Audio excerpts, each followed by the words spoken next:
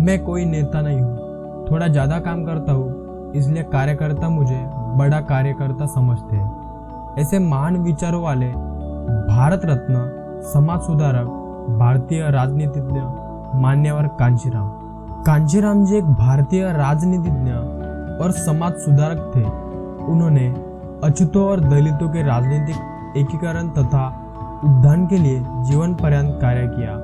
उन्होंने समाज के दबे कुचले वर्ग के लिए एक ऐसी जमीन तैयार की जहां पर वे अपनी बात कह सके और अपने हक के लिए लड़ सके। इस कार्य को करने के लिए उन्होंने कई रास्ते अपनाए, पर बहुजन समाज पार्टी की स्थापना इन सब में सर्वाधिक महत्वपूर्ण कदम था। इन्होंने गरीब दलितों को जीने की राह दिखाई। कांशीराम इनका उद्देश्य था कि सर्वजन हिताय सर्वजन सुखाय रहा।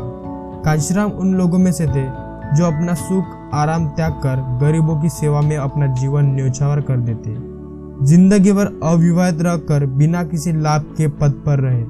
उन्होंने बीएसपी और दलित समाज को संगठित किया। सोशल इंजीनियरिंग का उन्होंने जो सफल मंत्र दिया वह भारतीय इतिहास में अद्वितीय है।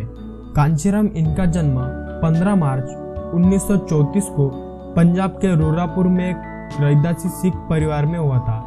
ये एक ऐसा समाज है जिन्होंने अपना धर्म छोड़कर सिख धर्म अपनाया। कांशीराम इनके पिता अल्प शिक्षित थे, लेकिन उन्होंने ये निश्चय किया कि अपने सभी बच्चों को उच्च शिक्षा देंगे। कांशीराम के 2 भाई और 4 बहनें थी।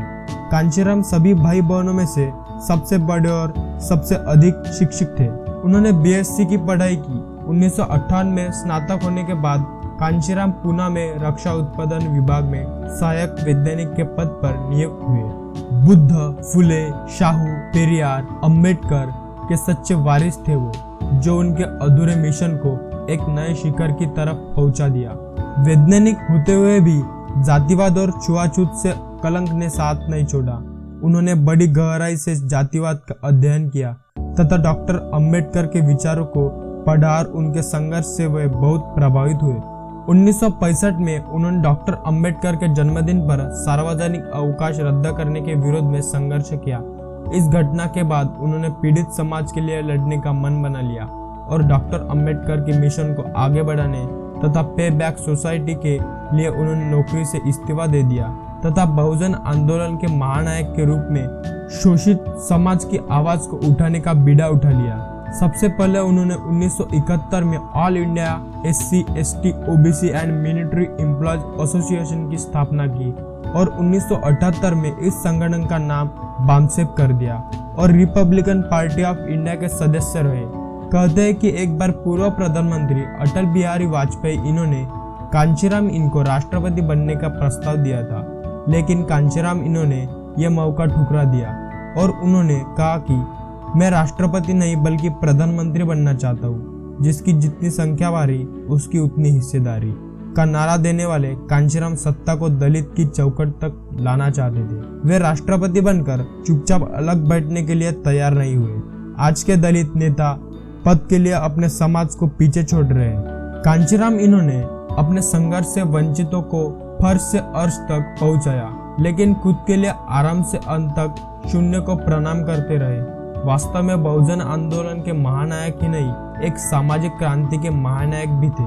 ब्राह्मणवाद के कट्टर विरोधी कांशीराम इन्होंने अपने राजनीतिक और सामाजिक संघर्ष के दौरान कांशीराम ने उनके मुताबिक ब्राह्मणवाद से प्रभावित या उससे जुड़ी हर चीज का बेहद तीखे शब्दों में विरोध किया, फिर चाहे वे महात्मा गांधी हो, राजनीतिक दल, मीडिया या फिर खुद दलित समाज के वो लोग जिन्हें कांशीराम चमचा कहते थे।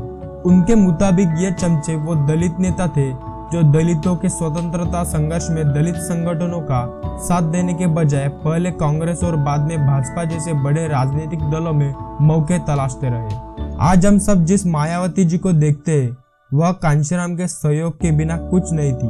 अगर कांशीराम इन्होंने मायावती इनकी क्षमता को नहीं समझा होता और उन्हें जमीन से उठाकर आसमां की बुलंदी पर बैठने का मौका ना दिया होता तो शायद आज हम भारतीय राजनीति की पहचान बन चुकी मायावती जी को नहीं देख पाते। और सिर्फ मायावती ही क्यों, कांशीराम की बदौलत ही पूरे भारत में बीएसपी ने अपने पांव जमाए और हजारों नेताओं ने अपनी किस्मत चमकाई।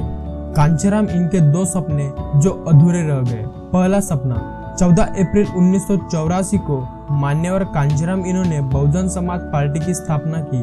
उनका नारा था, जो बहुजन की बात करेगा वो दिल्ली पर राज करेगा। उनके सामाजिक और राजनीतिक विचारों से शोषित समाज में जागृति आने लगी और दलित, पिछड़े तथा अल्पसंख्यक सत्ता प्राप्ति के लिए तैयार होने लगे। कांचीराम इनका कहना था कि हमारा एकमात्र लक्ष्य इस देश पर शासन करना है।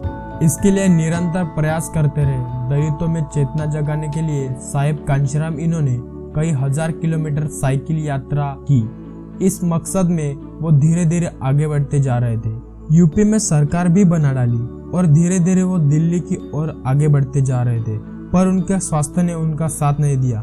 2003 में सक्रिय राजनीति से दूर हो गए और मायावती को अपना उत्तराधिकारी घोषित कर दिया और उनके जीते जी देश का शासक बनने का सपना अधूरा रह गया। दूसरा सपना, जिस तरह डॉक्टर अंबेडकर इन्होंने निश्चय किया था कि वो हिंदू धर्म में नहीं मरेंगे और 14 अक्टूबर 1956 को उन्होंने लाखों अनुयायियों के साथ बौद्ध धर्म अपना लिया।